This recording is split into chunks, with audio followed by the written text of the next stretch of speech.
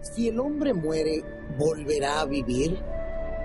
¿Qué significa estar ausente del cuerpo y presente con el Señor? ¿Fue Jesús con el ladrón al paraíso el Viernes Santo? ¿Claman en realidad las almas de los muertos debajo del altar? El pastor Bo responde a estas y otras preguntas en la serie extraordinaria Textos Difíciles sobre el estado de los muertos. Oremos a nuestro Padre Celestial. Nuestro Dios, te damos gracias por el privilegio una vez más de reunirnos aquí con el fin de abrir tu palabra y escuchar tu voz hablándonos a través de ella. Pedimos, Padre, la presencia de tu Espíritu Santo. Danos entendimiento, pues vamos a estudiar un pasaje un poco difícil, pero sabemos que para ti nada es difícil. Así que danos tu sabiduría y te damos gracias por escuchar nuestra oración, porque te lo pedimos en el nombre de Jesús. Amén. En el día de hoy vamos a estudiar un pasaje que encontramos en el libro de Apocalipsis, el capítulo 6 y los versículos 9 al 11. En realidad esta es una descripción del quinto sello del libro de Apocalipsis. Es decir, para este tiempo han pasado 4 sellos: el caballo blanco, el caballo rojo, el caballo negro y el caballo amarillo. Estos 4 caballos representan 4 etapas de la historia de la iglesia cristiana, como veremos más adelante. Así que en Apocalipsis 6 y el versículo 9 al 11 encontramos las siguientes palabras.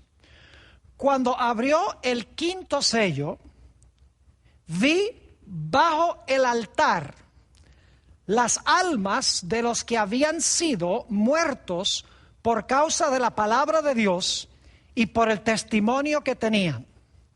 Y clamaban a gran voz diciendo: ¿hasta cuándo, Señor, santo y verdadero, no juzgas y vengas nuestra sangre en los que moran en la tierra? Y se les dieron vestiduras blancas, y se les dijo que descansaran todavía un poco de tiempo, hasta que se completara el número de los consiervos y sus hermanos, que también habían de ser muertos como ellos. Ahora, hay varias preguntas que queremos hacernos en cuanto a este pasaje. Y las preguntas son las siguientes. En primer lugar, ¿cuándo en la historia de la iglesia cristiana se realiza esta escena que se describe en Apocalipsis 6, 9 al 11? ¿Cuándo en el curso de la historia se realiza esta escena? En segundo lugar, debemos preguntarnos cuál es el altar debajo del cual estaban estas almas, porque dice que las almas estaban debajo del altar. La pregunta es, ¿cuál altar? En tercer lugar, queremos hacernos la pregunta, ¿por qué fueron muertos estos individuos? ¿Por qué fueron muertos? En cuarto lugar, ¿por qué estaban clamando a Dios? ¿Cómo es que almas pueden clamar a Dios? Necesitamos contestar esa pregunta. Luego la pregunta, ¿qué representan las vestiduras blancas? Otra pregunta es, ¿qué significa el texto cuando dice que estas almas descansan por un periodo de tiempo? Y luego queremos hacernos la pregunta, ¿será que hay solo un grupo de mártires aquí en este pasaje, o se hablará de 2 grupos de mártires? Y finalmente, ¿cuándo responderá Dios a la plegaria de estas almas debajo del altar? Es decir, ¿cuándo Dios contesta la oración de ellos? ¿Hasta cuándo no juzgas y vengas nuestra sangre sobre los que la derraman en la tierra? Así que son varias las preguntas que queremos responder en nuestro estudio de hoy. Ahora, lo primero que tenemos que hacer para entender este pasaje es ir al trasfondo del Antiguo Testamento. Porque estas ideas del altar y las almas que claman debajo del altar viene del Antiguo Testamento. Es decir, no podemos comprender este pasaje en Apocalipsis sin entender el Antiguo Testamento. Así que necesitamos regresar al libro de Génesis, el capítulo 4 y los versículos 3 y 4. Génesis, el capítulo 4 y el versículo 3 y 4. Aquí se habla de la experiencia de Caín y Abel, los dos hermanos. Y quiero leer allí en el versículo 3. Y aconteció, andando el tiempo, que Caín trajo del fruto de la tierra una ofrenda a Jehová. Y Abel trajo también de los primogénitos de sus ovejas, de lo más gordo de ellas. Y miró Jehová con agrado a Abel y su ofrenda, y luego dice que no miró con agrado la ofrenda de Caín. Ahora, quiero que notemos que ambos hermanos trajeron una ofrenda. Pero la Biblia nos dice que Abel trajo un animal, es decir, trajo corderos de su manada, mientras que Caín trajo de los frutos de la tierra. Y Abel tomó ese animal, lo colocó sobre el altar después de haberlo sacrificado, porque dice la Biblia que tomó de los primogénitos y de su grasa o de su grosura. En el libro de Levítico, más adelante en el servicio del santuario, encontramos que Dios exigía que se trajeran los primogénitos en sacrificio, primogénitos de los animales en sacrificio, y que trajeran también la grasa del animal, separaran la grasa después de haberlo matado. Es decir, tenemos el inicio del sistema de sacrificios que se menciona aquí en Génesis 4, 3 y 4. Y claro, en Génesis 4, 3 y 4 tenemos la segunda referencia a un sacrificio, porque en Génesis el capítulo 3 encontramos que Dios cubrió la desnudez de Adán y Eva con vestiduras de pieles. Tiene que haber existido un sacrificio después del pecado. Pero esta es la primera mención explícita de un sacrificio después que fueron expulsados del huerto del Edén. Es decir, que Caín desobedeció a Dios trayendo frutos, mientras que Abel obedeció a Dios y adoró a Dios como Dios mandó, trayendo unos animales para sacrificarlos y colocarlos sobre el altar. La Biblia nos dice que Caín se enojó con su hermano porque Dios bendijo la ofrenda de Abel. Y por lo tanto, la Sagrada Escritura nos dice que Caín se levantó y mató a su hermano Abel. Ahora quiero que notemos Génesis el capítulo 4 y el versículo 8. Después que Caín mató a su hermano, dice: ahora pues, maldito seas tú de la tierra, que abrió su boca. Noten que la tierra abrió su boca para recibir de tu mano la sangre de tu hermano. Quiero que noten que la tierra abrió su boca y se tragó la sangre de Abel, el hermano de Caín. Ahora, quiero que noten que esta primera batalla fue una batalla entre Abel, quien era justo, y Caín, quien era injusto. Es decir, era una batalla entre los justos y los injustos, entre los buenos y los malos. Noten Hebreos 11 y el versículo 4, a donde se nos dice que Abel fue justo. Dice: por la fe, Abel ofreció a Dios más excelente sacrificio que Caín, por lo cual alcanzó testimonio de que era justo, dando Dios testimonio de sus ofrendas, y muerto aún habla por ella. Así que claramente en Hebreos 11:4 dice que Abel, porque trajo un sacrificio de un animal, él era justo.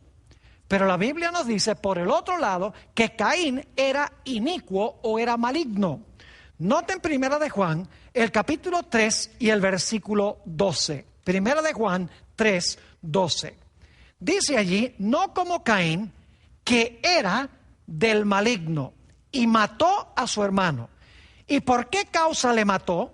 Porque sus obras eran malas y las de su hermano justas.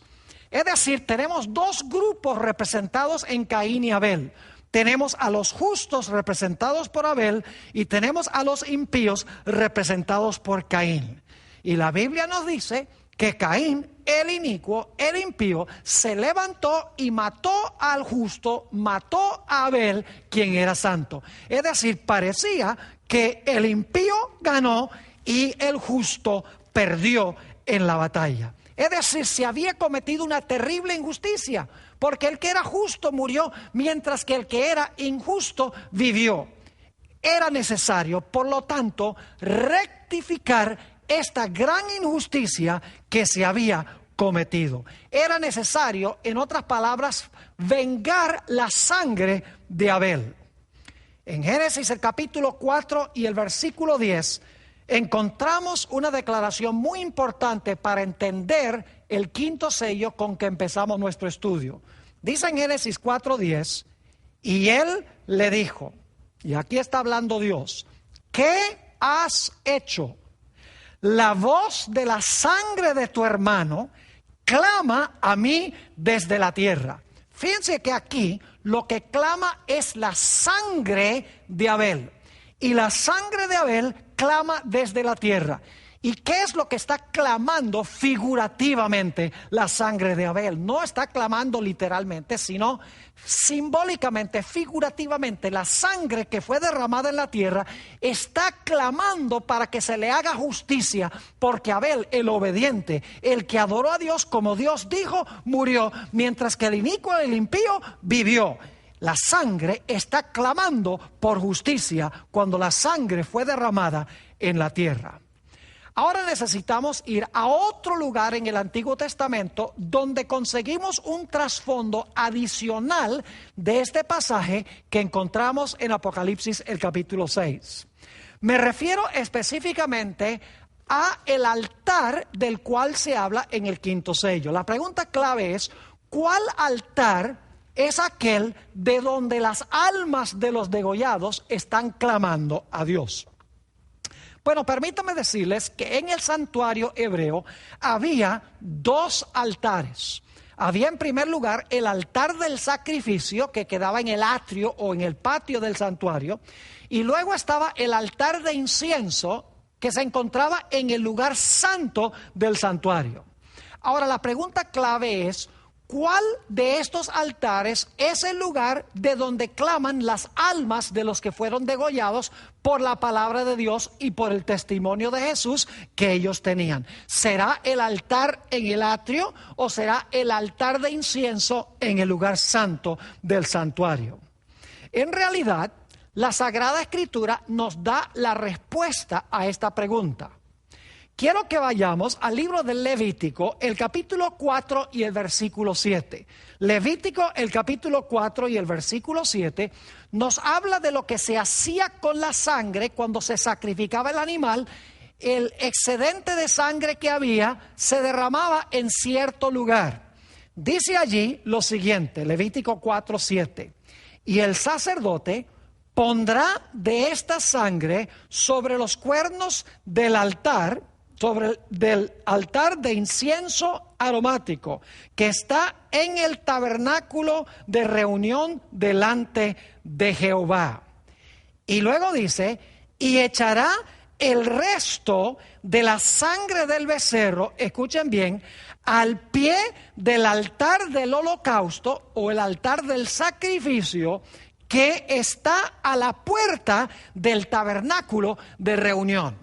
Fíjense que en este versículo se mencionan dos altares, el altar de incienso y el altar del holocausto o el altar del sacrificio. Pero ustedes notan que la sangre se derramaba al lado del altar del sacrificio que se encontraba en el atrio. Es decir, que no se derramaba la sangre del sacrificio al lado del altar de incienso que se encontraba en el lugar santo. Ahora, es interesante notar que la expresión derramar que se usa en el Antiguo Testamento se usa también para describir el derramamiento de la sangre de los que son inocentes. Es decir, en el Antiguo Testamento el sacerdote tomaba la sangre y la derramaba sobre la tierra. De la misma manera, Apocalipsis habla de los impíos que derraman la sangre del pueblo de Dios. Y como vimos en Génesis el capítulo 4, la sangre de Abel fue derramada sobre la tierra y clamaba a Jehová para que se le hiciera justicia. Ahora, no cabe duda entonces que el altar al cual se refiere este pasaje es el altar del sacrificio, a donde se echaba la sangre del sacrificio, la sangre del holocausto. De la misma manera, en otras palabras, como Abel fue muerto por su hermano y su sangre fue derramada en tierra, y la sangre de Abel clamaba a Jehová desde la tierra.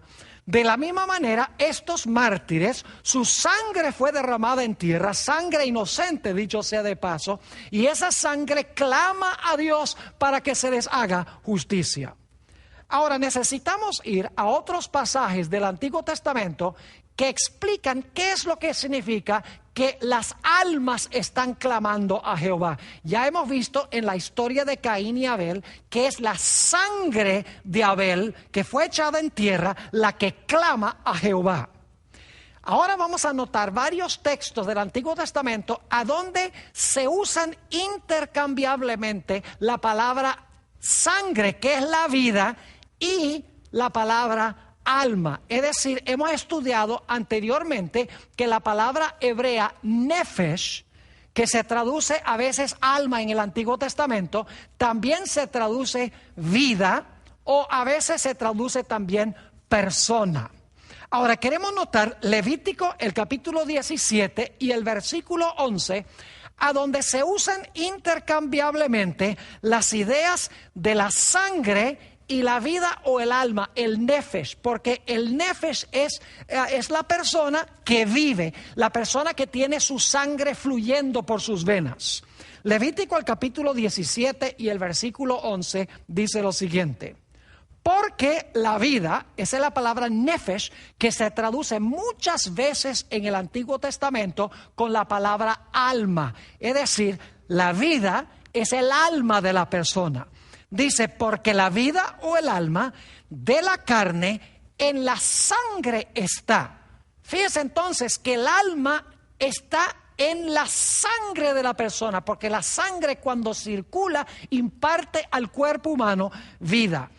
Nuevamente dice, porque la vida de la carne en la sangre está, y yo os la he dado para hacer expiación, ahora escuchen bien, sobre el altar por vuestras almas. Podría traducirse por vuestras vidas, es la misma palabra nefesh.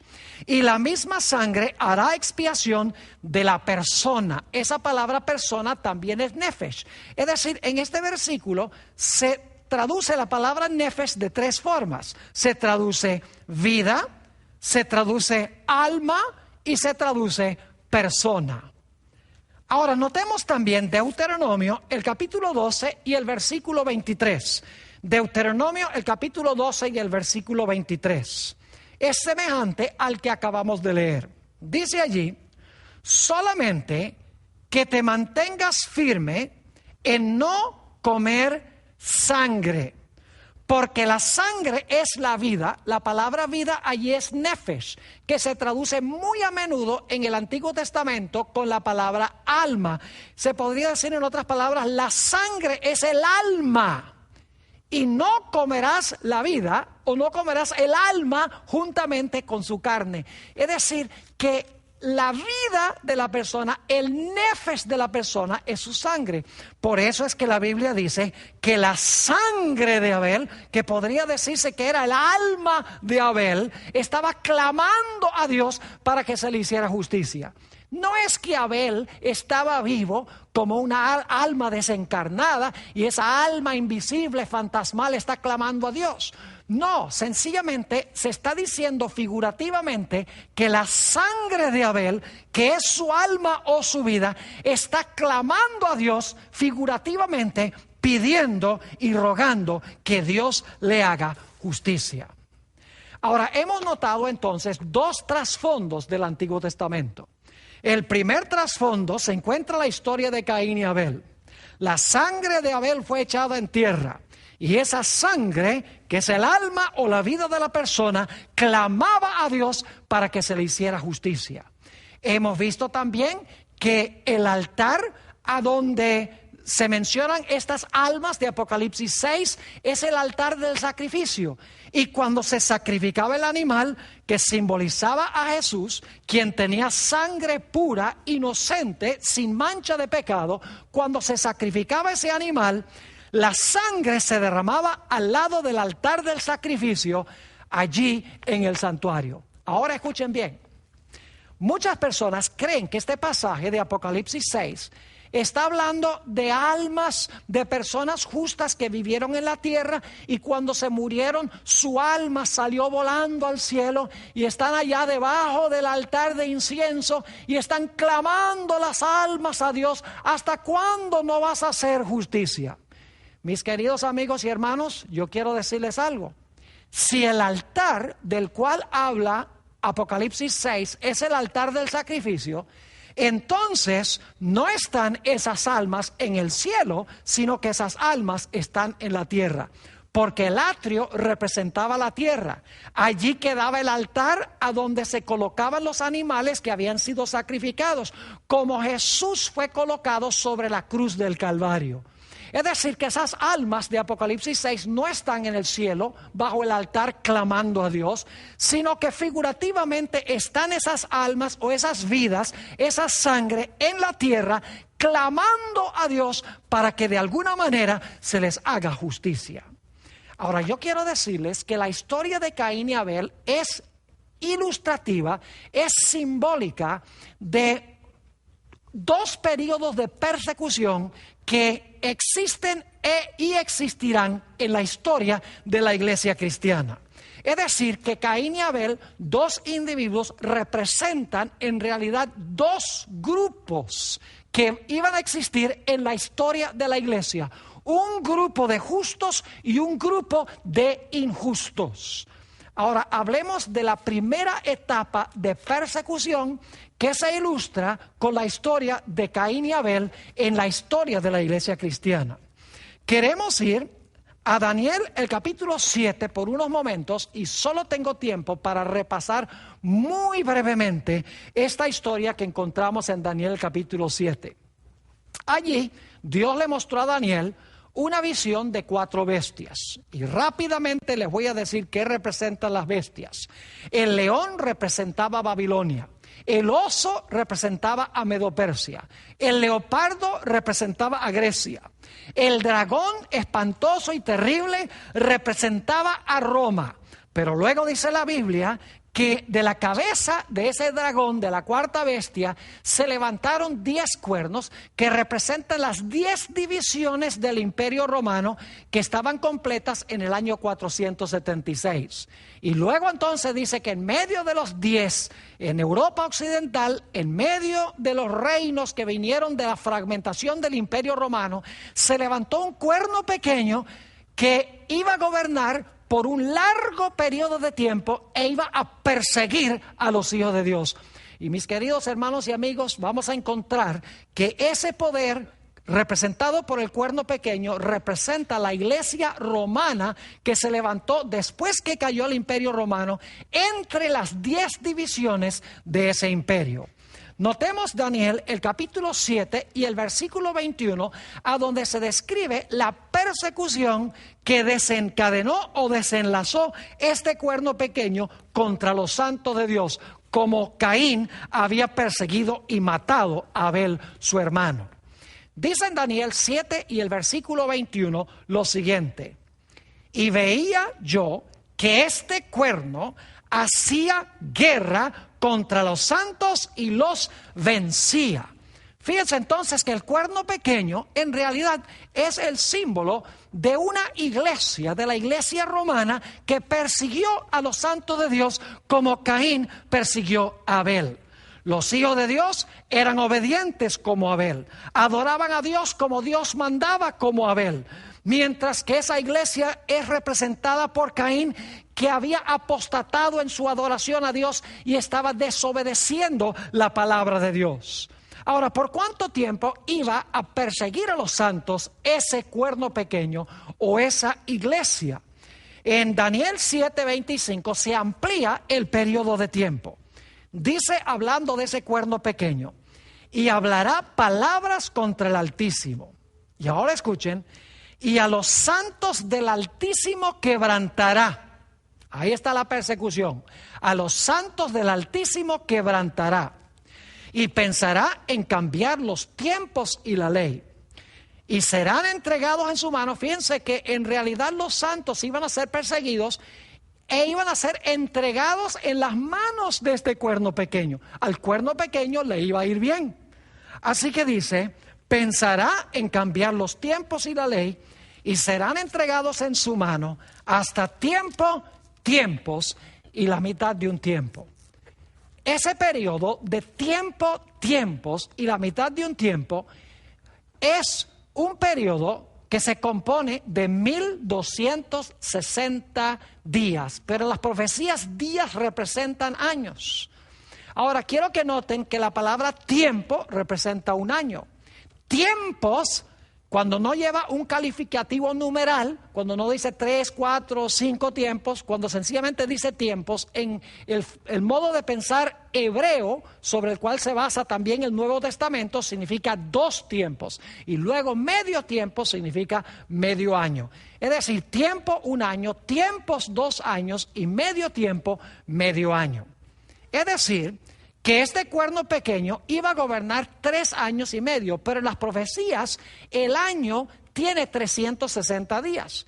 Así que ustedes multiplican 1 año, que es tiempo, 360 días, luego entonces le suman 2 tiempos más, que son 2 años, 360 días cada año, sería un total de 720, y luego medio año, que serían 180 días, es decir, 360 más 720 más 180 da 1260 días en 3 años y medio. Es decir, que este cuerno gobernó por 1260 años después que se levantó. Ahora, hay otro pasaje que traza la misma historia que vimos de Daniel 7. Apocalipsis, el capítulo 13 y el versículo 2 menciona las mismas bestias de Daniel el capítulo 7. Dice allí que hubo un león, un oso, un leopardo, un dragón, que el dragón tenía 10 cuernos, y luego el dragón de 10 cuernos le dio su trono, su potestad y su autoridad a la bestia. Así como el dragón de Daniel 7 le dio su autoridad y su trono a el cuerno pequeño, la bestia de Apocalipsis el capítulo 13 recibe su trono y su potestad del dragón que reinó antes de él. Es decir, en ambos contextos tenemos león, oso, leopardo, dragón, 10 cuernos y cuerno pequeño. Y luego tenemos por el otro lado, en Apocalipsis 13, león, oso, leopardo, dragón, 10 cuernos y bestia. El cuerno pequeño es lo mismo que la bestia. Y ahora quiero que noten qué fue lo que hizo la bestia y por cuánto tiempo fue que hizo esto. Apocalipsis 13 y el versículo 5, y luego vamos a leer también el versículo 7. Apocalipsis 13 y el versículo 5, hablando de la bestia, dice: también se le dio boca que hablaba grandes cosas y blasfemias, y se le dio autoridad para actuar 42 meses. Ahora fíjense, si ustedes multiplican 42 meses, cada mes tiene 30 días, el mes profético tiene 30 días, 42 por 30 da 1260, igual que tiempos y la mitad de un tiempo. Es decir, la bestia gobernó el mismo periodo de tiempo que el cuerno pequeño. Así que dice, también se le dio boca que hablaba grandes cosas y blasfemias, y se le dio autoridad para actuar 42 meses. Y ahora fíjense lo que hizo durante ese periodo. Versículo 7, y se le permitió hacer guerra contra los santos y vencerlos. Fíjense, como Caín venció a Abel, ahora dice que esta bestia iba a hacer guerra contra los santos y los iba a vencer. Y dice, también se le dio autoridad sobre toda tribu, pueblo, lengua y nación. Pero la Biblia nos dice que al concluir los 1260 años, esta bestia iba a recibir una herida mortal. Noten lo que dice Apocalipsis, el capítulo 13 y el versículo 10. Dice allí, si alguno lleva en cautividad, que era lo que hacía la bestia, va en cautividad. Si alguno mata a espada debe ser muerto. Fíjense que la bestia mataba a espada, dice aquí. Y la Biblia dice que a espada esa bestia iba a ser muerta al terminar los 1260 años. Dice, aquí está la paciencia y la fe de los santos. En Apocalipsis 13 y el versículo 3, la primera parte del versículo nos habla de esta herida que fue dada con la espada. Dice, vi una de sus cabezas como herida de muerte. Es decir, que la bestia recibió una herida mortal cuando terminaron los 1260 años. Y eso fue en el año 1798, cuando el Papa Pío VI fue llevado cautivo a Francia y allá murió en Francia en exilio. Y el papado desde ese tiempo no ha tenido el mismo grado de poder que tenía durante la Edad Media para perseguir al pueblo de Dios. Ahora, ¿qué representaba la espada? En Romanos el capítulo 13 y el versículo 1 al 4 nos habla de lo que significa la espada. Dice, sométase toda persona a las autoridades superiores, es decir, al gobierno. Porque no hay autoridad sino de parte de Dios. Y las que hay, por Dios han sido establecidas. De modo que quien se opone a la autoridad, es decir, quien se opone al gobierno, a lo establecido por Dios resiste. Y los que resisten acarrean condenación para sí mismos. Porque los magistrados, nuevamente está hablando de los dirigentes políticos, porque los magistrados no están para infundir temor al que hace bien, sino al malo. ¿Quieres pues no temer a la autoridad? Es decir, ¿quieres no temer al poder civil? Dice, haz lo bueno y tendrás alabanza de ella, porque es servidor de Dios para tu bien.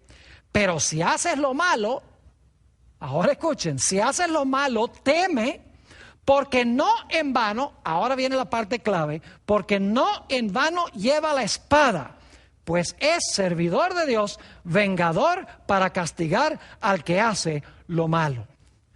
Es decir, que la Biblia nos dice que la espada con que fue herida la bestia es la misma espada que la bestia usaba para perseguir y matar a los hijos de Dios durante los 1260 años.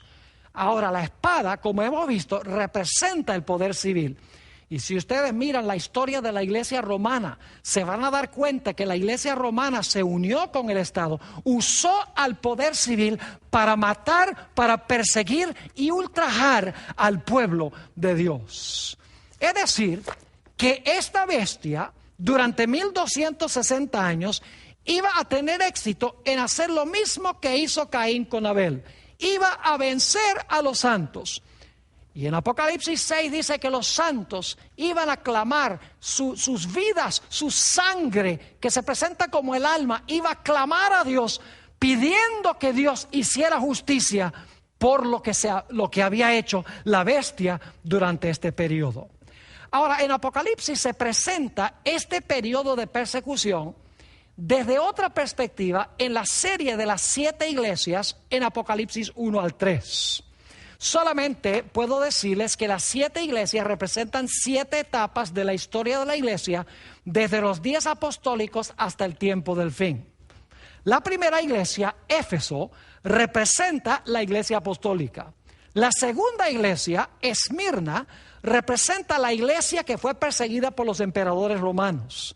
La tercera iglesia, Pérgamo, representa la iglesia cuando comenzó a apostatar en los días del emperador Constantino, cuando entraron a la iglesia una serie de prácticas erróneas, doctrinas erróneas, incluyendo la idea de que el alma es inmortal y la idea de que el domingo, el día del sol, debe ser el día de reposo, entre otras cosas. La cuarta iglesia es la iglesia de Tiatira. y representa el mismo periodo de 1260 años en el cual gobernó la Iglesia romana. Y quiero leer la descripción que se da de esta iglesia en Apocalipsis 2 y el versículo 20 hasta el versículo 23.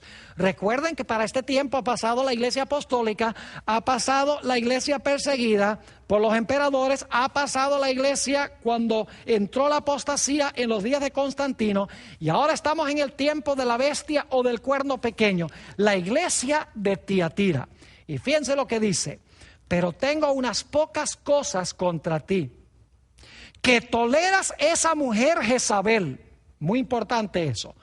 Esta iglesia toleraba ¿a quién? A esa mujer Jezabel, que se dice profetiza, enseñe y seduzca a mis siervos a fornicar. No olviden esa palabra. Esta Jezabel enseña a fornicar, es decir, es adúltera, a fornicar y a comer cosas sacrificadas a los ídolos, es decir, practica la idolatría y enseña la idolatría también, además de fornicar o cometer adulterio espiritual. Dice: y le he dado tiempo para que se arrepienta. Esos son los 1260 años. Dios le dio tiempo para que se arrepienta. Dice, pero no quiere arrepentirse de su fornicación. Fíjense nuevamente la idea de que es una mujer adúltera, esta Jezabel. Y luego dice, he aquí yo la arrojo en cama. Es decir, al final de este periodo, Dios la iba a arrojar en cama. Algunas versiones dicen que la iba a arrojar en cama de enfermedad, porque la Biblia dice que iba a recibir una herida mortal. Así que dice, he aquí, yo la arrojo en cama y en gran tribulación a los que con ella adulteran, si no se arrepienten de las obras de ella. Y luego dice que tiene hijos, dice, y a sus hijos heriré de muerte. Es decir, tiene hijos esta ramera que hacen lo mismo que la madre. Dice, y a sus hijos heriré de muerte. Y todas las iglesias sabrán que yo soy el que escudriña la mente y el corazón, y os daré a cada uno según vuestras obras.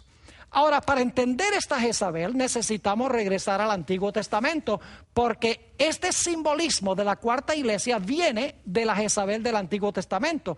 Ya Jezabel hace mucho tiempo estaba muerta, porque ella murió en los días de Acab. Murió, en realidad la tiraron de un segundo piso y fue pisoteada por los caballos.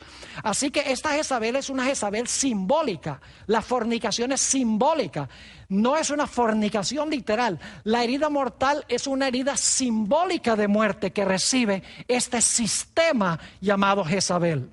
Notemos algunas cosas en cuanto a Jezabel que nos va a ayudar a entender a la iglesia durante este periodo.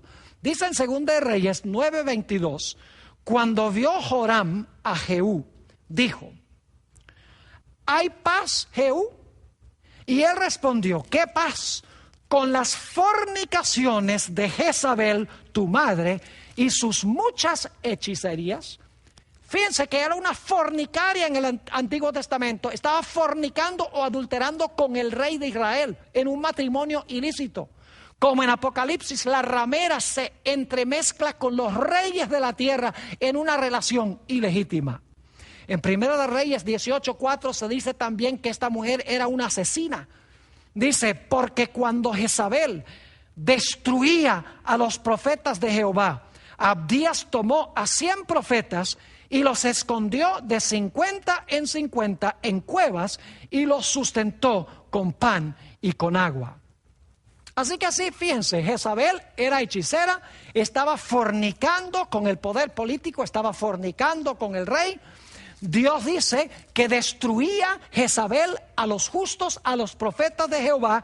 Y quiero que noten que cuando Jezabel finalmente fue castigada por Dios por lo que había hecho con los profetas, en 2 de Reyes 9:7 se nos dice, herirás la casa de Acab tu señor, para que yo, ahora escuchen bien, para que yo vengue la sangre de mis siervos. Fíjense que en Apocalipsis 6 las almas están clamando a Dios: ¿hasta cuándo no juzgas y vengas nuestra sangre que está siendo derramada en la tierra?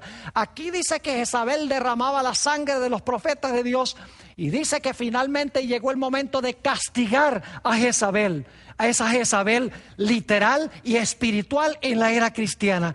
Dice: herirás la casa de Acab tu señor, para que yo vengue la sangre de mis siervos, los profetas, y la sangre de todos los siervos de Jehová de la mano de Jezabel. Ahora, yo quiero que ustedes noten en este pasaje de Apocalipsis 6 que hay dos grupos de mártires. Hasta ahora hemos hablado solamente de un grupo de mártires. Hemos hablado sobre el grupo de mártires que fue muerto durante los 1260 años por parte de la bestia, por parte del cuerno pequeño, por parte de la ramera Jezabel. Todos son símbolos de la misma cosa durante el mismo periodo de tiempo. Pero ahora quiero que noten que esas personas que fueron muertas por este sistema, cuya sangre clamaba de la tierra, porque el alma es la sangre, la sangre es la vida.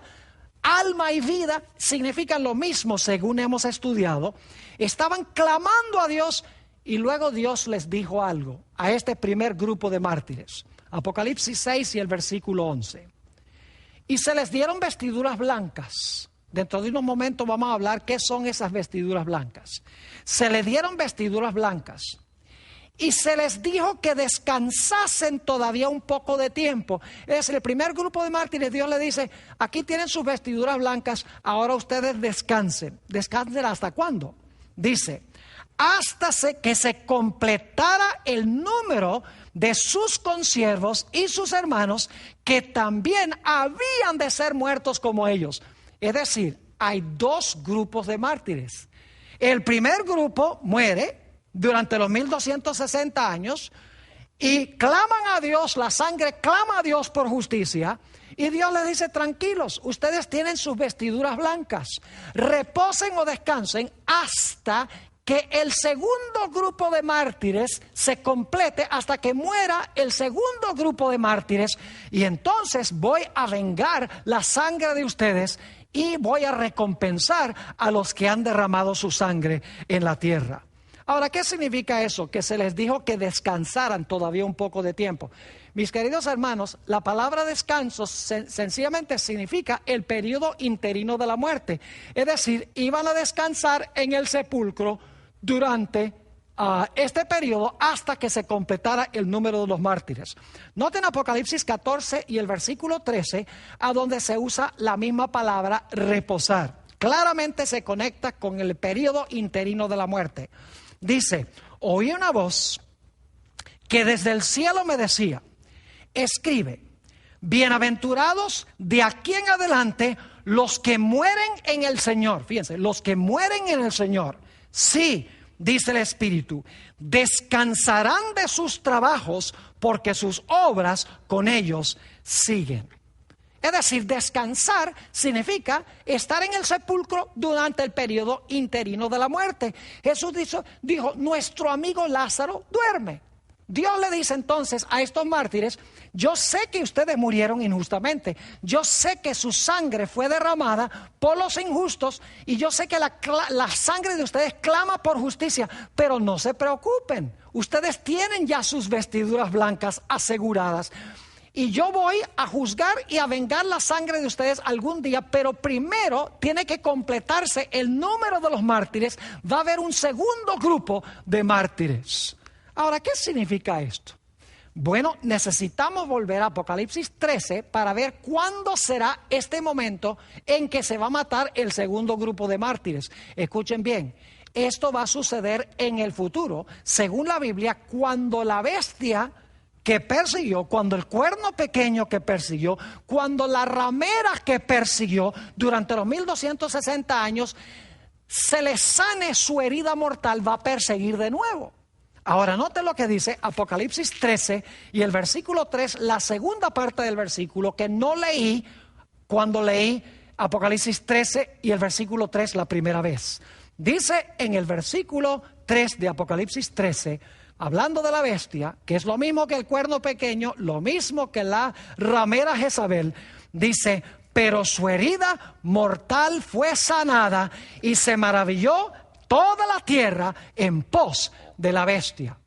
Y no tengo tiempo de explicarles todo lo que va a pasar cuando se sane la herida, pero les puedo asegurar que según la Biblia, esta bestia que recibió la herida mortal al terminar los 1260 años, que por un tiempo estuvo esta bestia muerta, pero que su herida de muerte será sanada, es un poder o una bestia que será ayudada por otra bestia para recuperar su poder y perseguir de nuevo al pueblo de Dios. Ese periodo se describe en Apocalipsis 13 y el versículo 11 y 12. Y esta segunda bestia en realidad representa a los Estados Unidos de América, que va a ser instrumental en devolverle a la iglesia romana el poder para que pueda usar otra vez el Estado para perseguir al segundo grupo de mártires en el futuro. Dice en el versículo 11 y 12: después vi otra bestia que subía de la tierra y tenía 2 cuernos semejantes a los de un cordero, pero hablaba como dragón. Y ejerce toda la autoridad de la primera bestia en presencia de ella. Fíjense que colabora con la primera bestia. Y hace que la tierra y los moradores de ella adoren a la primera bestia, cuya herida mortal fue sanada. ¿Y qué va a pasar con los que no adoren la imagen de la bestia? Versículo 15 dice: y se le permitió infundir aliento a la imagen de la bestia para que la imagen hable e hiciese matar a todo aquel que no la adorase. Es decir, dice que todo aquel que no adore a la bestia, cuando resucite de su herida mortal, ayudada por esta bestia que se levanta de la tierra, dice que se dará contra ellos un decreto de muerte, hará matar a aquellos que no estén de acuerdo con este poder. Este es el segundo periodo de los mártires que se mencionan en Apocalipsis 6, 9 al 11. Ahora ampliemos un poquito más este periodo de persecución que se va a levantar en el futuro. Ustedes recuerdan que yo les mencioné que hay 2 retratos en la Biblia de este poder que persiguió al pueblo de Dios. En realidad hay 3, pero 2 están estrechamente relacionados. El cuerno pequeño y la bestia representan ese poder que persiguió durante 1260 años. Clasifiquemos esos 2 juntos. Pero un segundo símbolo que se usa es de la ramera Jezabel, que persigue durante un periodo de tiempo al pueblo de Dios, como Jezabel mataba al pueblo de Dios en el Antiguo Testamento. Ahora, ¿saben ustedes que el libro de Apocalipsis presenta un despertar de la ramera para gobernar el mundo en el tiempo del fin otra vez? Noten Apocalipsis el capítulo 17 y el versículo 1, y vamos luego a saltar al versículo 6. Apocalipsis 17 y el versículo 1. Vino entonces uno de los 7 ángeles que tenía las 7 copas y habló conmigo diciéndome: ven acá y te mostraré la sentencia contra la gran ramera, la que está sentada sobre muchas aguas. Es decir, hay una gran ramera que está sentada sobre muchas aguas, y la Biblia dice que las aguas, versículo 15, representan muchedumbres, naciones, lenguas y pueblos. Es decir, que ella gobierna sobre todos los pueblos de la tierra.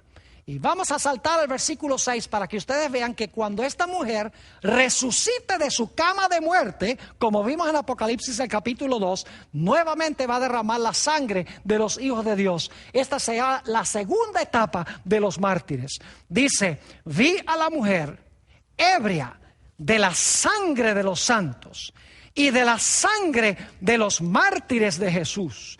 Y cuando la vi, quedé asombrado con gran asombro. Y la Biblia nos dice que como resultado de esto, las almas debajo del altar van a clamar: ¿hasta cuándo, Señor, no juzgas y vengas nuestra sangre de los que la derraman en la tierra? Y escuchen bien, la Biblia dice que cuando llegue el momento de las 7 postreras plagas, ese será el momento en que Dios juzgará a la gran ramera y vengará la sangre de aquellos mártires que murieron durante los 1260 años y los mártires que van a morir al final de la historia antes que caigan las plagas. Es más, Apocalipsis 16 y el versículo 5 y el versículo 6 está hablando aquí de la segunda plaga. Dice, y oí al ángel de las aguas que decía, justo eres tú. Recuerdan que en Apocalipsis 6 dijeron, ¿hasta cuándo, Señor, justo y verdadero? Aquí dicen estos mártires, dice, y vi al ángel de las aguas que decía, justo eres tú, oh Señor, el que eras y que eres el santo, porque has juzgado. Recuerdan que las almas clamaban, ¿hasta cuándo no juzgas y vengas? Ahora en la segunda plaga Dios está juzgando y vengando. Dice nuevamente, porque has juzgado estas cosas, por cuanto derramaron la sangre de los santos y de los profetas, también tú les has dado a beber sangre, pues lo merecen. Y es más, Apocalipsis habla de una gran muchedumbre en el cielo. Obviamente, aquellos que fueron muertos en las 2 etapas resucitaron, porque la Biblia nos dice que en el cielo eventualmente van a cantar, y fíjense lo que van a cantar. Apocalipsis 19 y el versículo 1 y 2. Después de esto, oí una gran voz de multitud en el cielo que decía, aleluya, salvación y honra y gloria y poder son del Señor Dios nuestro. Ahora escuchen, porque sus juicios son justos, son verdaderos y justos. Recuerdan que las almas clamaron, ¿hasta cuándo, Señor, verdadero y justo? Aquí estos santos claman ahora porque sus juicios son verdaderos y justos. Y ahora escuchen, porque ha juzgado a la gran ramera, que ha corrompido a la tierra con su fornicación y ha vengado. ¿Recuerdan que en Apocalipsis 6 las almas clamaban, ¿hasta cuándo no juzgas y vengas? Ahora dice, por cuanto derramaron la sangre de los santos y de los profetas, también tú les has dado a beber sangre porque lo merecen. Eso es Apocalipsis 16 y el versículo 6. Volviendo al 19 y el versículo 1 y 2 dice, después de eso oí una gran voz de multitud en el cielo que decía, aleluya, salvación y honra y gloria y poder son del Señor Dios nuestro, porque sus juicios son verdaderos y justos, pues ha juzgado a la gran ramera, fíjense, que ha corrompido a la tierra con su fornicación y ha vengado la sangre de sus siervos de la mano de ella. Y luego saben que la Biblia dice que esos que estaban debajo del altar, que simbólicamente no están allí las almas desencarnadas, sino que la sangre de estos está clamando que se les haga justicia, van a cantar en el cielo que Dios ha juzgado y Dios ha vengado. Y luego la Biblia dice que ellos llegarán a ser los jueces de los que los oprimieron y los mataron. ¿Dónde dice la Biblia tal cosa? Apocalipsis 20 y el versículo 4 dice, y vi tronos, y se sentaron sobre ellos los que recibieron la facultad de juzgar. Y vi las almas de los decapitados por causa del testimonio de Jesús y por la palabra de Dios, la misma expresión de los que estaban clamando debajo del altar. Pero ahora fíjense que las almas de los decapitados ahora van a clamar no su sangre estando muertos, sino que ahora van a juzgar a los que los oprimían y mataban. Sigue diciendo, y vi tronos y se sentaron sobre ellos los que recibieron la facultad de juzgar.